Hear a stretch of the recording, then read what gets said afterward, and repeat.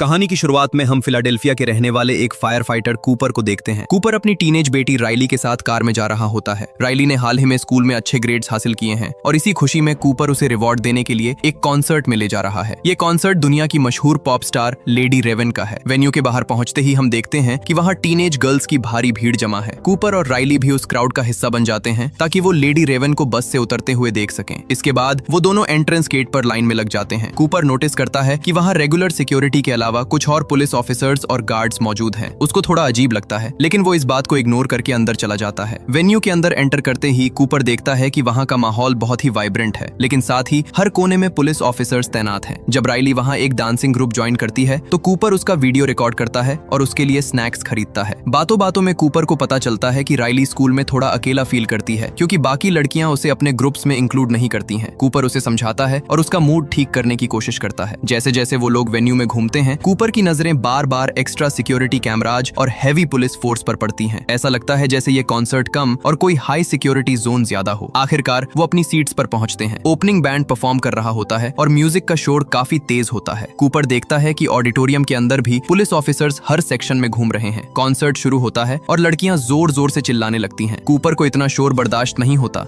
और वो अपने कान बंद कर लेता है। कुछ सॉन्ग्स के बाद कूपर राइली से कहता है कि उसे वॉशरूम जाना है, लेकिन यहाँ कहानी में एक डार्क ट्विस्ट आता है। जब कूपर बाथरूम में पहुंचता है तो वो अपना फोन निकालता है और किसी सिक्योरिटी कैमरा की फुटेज चेक करने लगता है। यहाँ हमें रिवील होता है कि कूपर सिर्फ एक सिंपल फायर फाइटर और लविंग डैड नहीं है, बल्कि वो एक डेंजरस सीरियल किलर है जिसे लोग द बुचर के नाम से जानते हैं। अपने फोन की स्क्रीन पर वो देखता है कि उसका लेटेस्ट विक्टिम, जिसका नाम स्पेंसर है, कूपर के सीक्रेट हाउस के बेसमेंट में कैद है। कूपर चेक करता है कि स्पेंसर अभी भी वहाँ ट्रैप्ड है या नहीं। इसके बाद वो हाथ धोता है और मिरर में देखता है। अचानक उसे हेलुसिनेशन होता है और उसे अपनी डेड मदर अपने पीछे खड़ी दिखाई देती है। बाहर पुलिस की गाड़ियां वेन्यू को पूरी तरह घेर चुकी होती हैं। जब कूपर बाथरूम से बाहर निकलता है तो उसे रास्ते में जोडी की मॉम मिलती है। जोडी वही लड़की है जो राइली को स्कूल में बुली करती है। जोडी की मॉम कूपर से कहती है कि टीनेजर्स कभी कभी वियर्ड बिहेव करते हैं और प्रॉमिस करती है कि आगे से जोडी राइली को अपने साथ एक्टिविटीज में शामिल करेगी। कूपर बस पोलाइटली सुनता है और वहां से निकल जाता है। कूपर वापस अपनी सीट पर आता है। स्टेज पर लेडी रेवन अपने मिसिंग फादर के बारे में बात कर रही होती है। वो अपने फैंस से रिक्वेस्ट करती है कि वो अपने फोन्स की फ्लैश लाइट ऑन करें। पूरा ऑडिटोरियम रोशनी से जगमगा उठता है और लेडी रेवन पियानो बजाना शुरू करती है। इसी इमोशनल मोमेंट के बीच कूपर देखता है कि पुलिस वाले भीड़ में से एक आदमी को पकड़ कर ले जा रहे हैं। कूपर के पीछे वाली लाइन में भी ऑफिसर्स खड़े होकर लोगों को ऑब्जर्व कर रहे होते हैं। इंटरवल के दौरान कूपर और राइली टी शर्ट खरीदने के लिए स्टॉल पर जाते हैं। वहाँ राइली के साइज की टी शर्ट अवेलेबल नहीं होती। सेलर, जिसका नाम जेमी है, कहता है कि और स्टॉक आ रहा है। कूपर इस मौके का फायदा उठाता है और जेमी से कैजुअल तरीके से पूछता है कि आज यहाँ इतनी पुलिस क्यों है। जेमी पहले तो कहता है कि ये एक सीक्रेट है, लेकिन फिर वो एक्साइटेड होकर कूपर को बता देता है। जेमी बताता है कि पुलिस को खबर मिली है कि मशहूर सीरियल किलर द बुचर आज इस कॉन्सर्ट में मौजूद है, इसलिए पुलिस ने पूरे वेन्यू को एक ट्रैप में बदल दिया है। जो भी इंसान वेन्यू से बाहर निकलेगा उसे चेक किया जाएगा। बैक स्टेज के अलावा सारे एग्जिट्स पर पुलिस का पहरा है। ये सुनकर कूपर को समझ आ जाता है कि वो बुरी तरह फंस चुका है। वो राइली को लेकर वेन्यू में घूमने का नाटक करता है जैसे उसे स्नैक्स चाहिए, लेकिन असल में वो बाहर निकलने के रास्ते ढूंढ रहा होता है। वो चेक करता है कि हर एग्जिट दरवाजे पर हैवी पुलिस फोर्स मौजूद है। कूपर एक जगह देखता है कि एक ड्रंक औरत स्टेयर्स के पास खड़ी है। वो चुपके से उसे धक्का दे देता है ताकि वो गिर जाए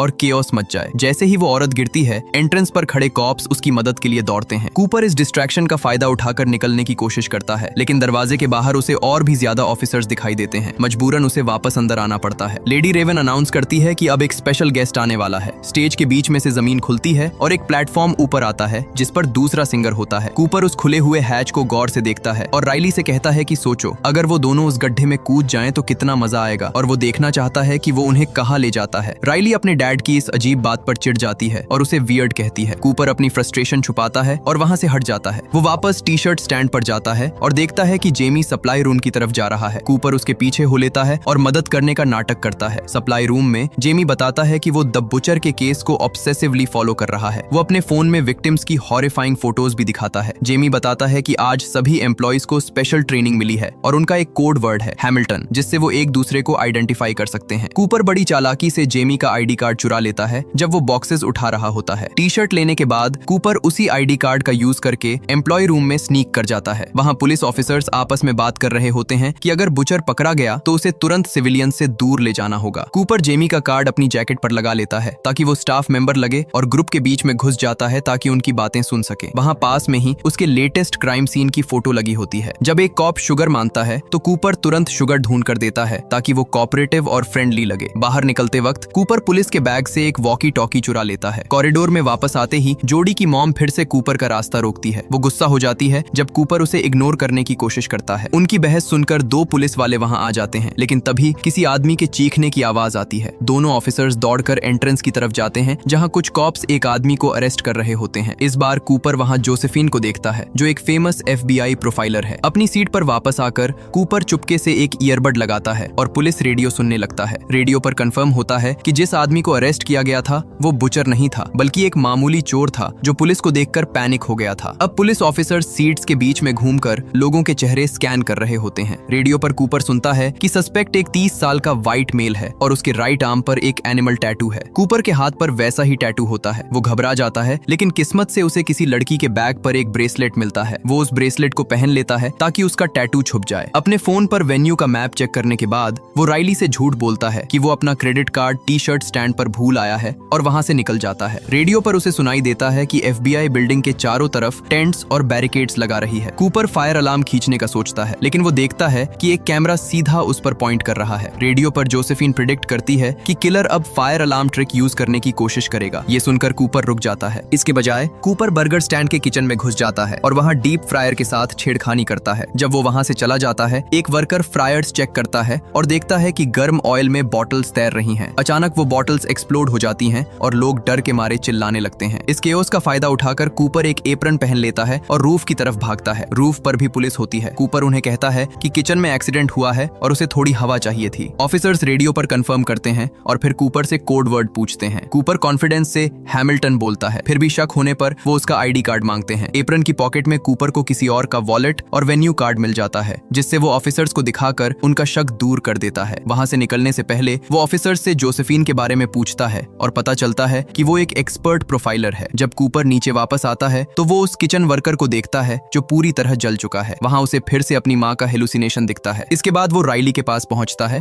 जो उसके बिहेवियर से काफी चिंतित और परेशान होती है। कूपर झूठ बोलता है कि जोडी की मॉम ने उसे कॉर्नर कर लिया था। राइली कहती है कि अब उसे टेंशन लेने की जरूरत नहीं है क्योंकि उसने अपने बगल वाली सीट पर बैठी लड़की से दोस्ती कर ली है। अब सीन शिफ्ट होता है कॉन्सर्ट के उस हिस्से पर जहां लेडी रेवन ऑडियंस में से किसी एक लड़की को स्टेज पर बुलाती है। इसे ड्रीमर गर्ल सेगमेंट कहते हैं। कूपर को लगता है कि ये सिक्योरिटी बाईपास करने का एक परफेक्ट मौका है। वो वहां खड़े एक हैंडलर के पास जाता है और एक इमोशनल झूठी कहानी सुनाता है। वो कहता है कि राइली अभी अभी कैंसर से रिकवर हुई है और लेडी रेवन उसकी इंस्पिरेशन है। पुलिस वाले कूपर की तरफ बढ़ रहे होते हैं, लेकिन तभी कूपर का प्लान काम कर जाता है और राइली को स्टेज पर जाने के लिए चुन लिया जाता है। दोनों को बैक स्टेज पास मिल जाते हैं। हैंडलर एक पुलिस ऑफिसर से बात करता है और उन्हें बिना चेकिंग के आगे जाने दिया जाता है। राइली बहुत नर्वस होती है, लेकिन लेडी रेवन के बुलाने पर स्टेज पर चली जाती है। कूपर अपनी बेटी की खुशी देखने का नाटक करता है, लेकिन उसका पूरा ध्यान अपने आसपास खड़े कॉप्स पर होता है। भीड़ में जोडी और उसकी मॉम राइली को स्टेज पर देखकर जल भुन जाते हैं। सॉन्ग खत्म होने के बाद बैक स्टेज में कूपर देखता है कि एक लड़की बेहोश हो रही है। वो उसे उठाता है और वर्कर्स से हेल्प मांगता है। इस तरह वो जोसेफिन के देखने से पहले ही वहां से निकल जाता है। कूपर उस सिक लड़की की मदद करता है और उसे जूस देता है। मैनेजर कूपर के इस हेल्पफुल नेचर से इंप्रेस हो जाता है और उन्हें स्टेज के बिल्कुल पास खड़े होकर कॉन्सर्ट देखने की परमिशन दे देता है। कूपर मैनेजर से पूछता है कि क्या वो कॉन्सर्ट के बाद बैक स्टेज डोर से निकल सकते हैं ताकि भीड़ से बचा जा सके। मैनेजर हाँ बोल देता है, लेकिन जब कॉन्सर्ट खत्म होता है और कूपर राइली के साथ उस दरवाजे से निकलने की कोशिश करता है तो वो देखता है कि वहां भी पुलिस का पहरा है। पास के एक रूम में कूपर जोसेफिन की आवाज सुनता है। जोसेफिन लेडी रेवन को बता रही होती है कि कैमराज ने हर उस इंसान का डेटा और फोटो कैप्चर कर लिया है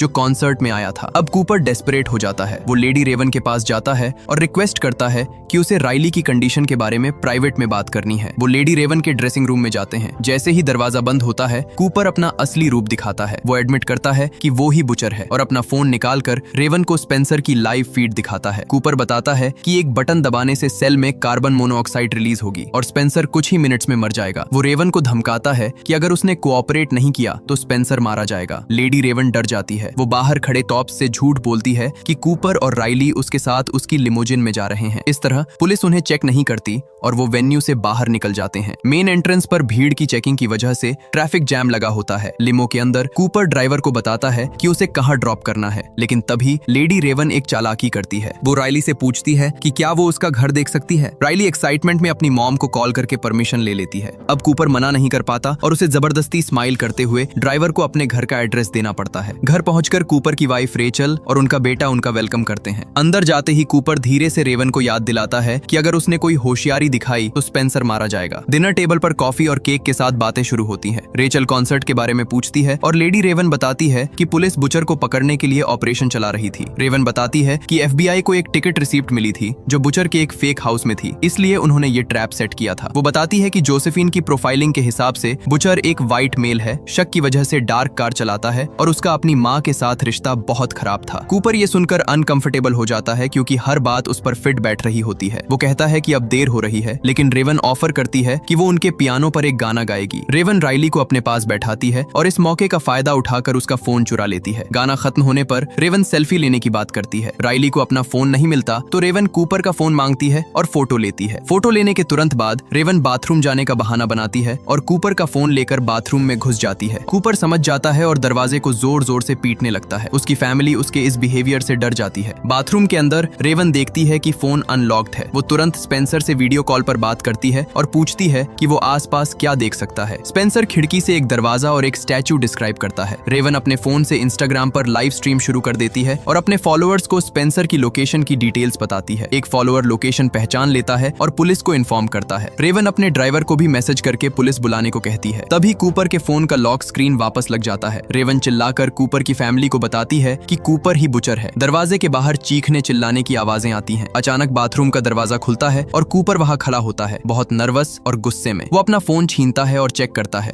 लेकिन स्पेंसर वहां से गायब हो चुका होता है। कूपर रेवन को पकड़ता है और गैराज में ले जाता है। वहां वो अपना किलिंग बैग उठाता है और रेवन को रेचल की कार में धक्का देता है। रेवन कूपर से एक माँ के टोन में बात करने की कोशिश करती है ताकि उसे शांत कर सके, लेकिन कूपर पर इसका कोई असर नहीं होता। कूपर अनाउंस करता है कि वो रेवन को मारकर अपना आखिरी क्राइम करेगा और फिर खुद को खत्म कर लेगा। लेकिन जैसे ही कूपर गैराज का दरवाजा खोलता है, वो देखता है कि उसकी फैमिली कार के आगे खड़ी है और रास्ता ब्लॉक कर रही है। कूपर ने उन्हें राइली के रूम में लॉक किया था, लेकिन वो भूल गया था कि वहाँ खिड़की के पास एक पेड़ है जिसके सहारे वो नीचे उतर गए। कूपर शॉक में आ जाता है क्योंकि उसकी दो अलग जिंदगियां, एक फैमिली मैन और एक सीरियल किलर, अब टकरा गई हैं। रेवन इस मौके का फायदा उठाकर कार से भाग जाती है। तभी पुलिस सायरन्स सुनाई देते हैं। पुलिस फैमिली को सेफ्टी में ले लेती है और कूपर वापस घर के अंदर भागता है। वो अपने बेडरूम के क्लोजेट में छुप जाता है। पुलिस घर में घुसती है और क्लोजेट चेक करती है, लेकिन वहाँ कोई नहीं होता। पता चलता है कि क्लोजेट में एक सीक्रेट टनल था जो पड़ोसी के यार्ड में निकलता है। कूपर वहाँ से भाग निकलता है। कुछ देर बाद हम देखते हैं कि रेवन अपनी लिमो में बैठी है। अचानक लिमो रुकती है और ड्राइवर सीट से कोई उतरकर पीछे आता है और रेवन को हथकड़ी लगाता है। ये कोई और नहीं बल्कि कूपर है, जिसने पुलिस की यूनिफॉर्म पहन ली है और असली ड्राइवर को हटा दिया है। कूपर गाड़ी चलाता रहता है और कहता है कि वो रेवन को अपने एक सीक्रेट हाउस में ले जाकर मारेगा। जब लिमो एक रेड लाइट पर रुकती है,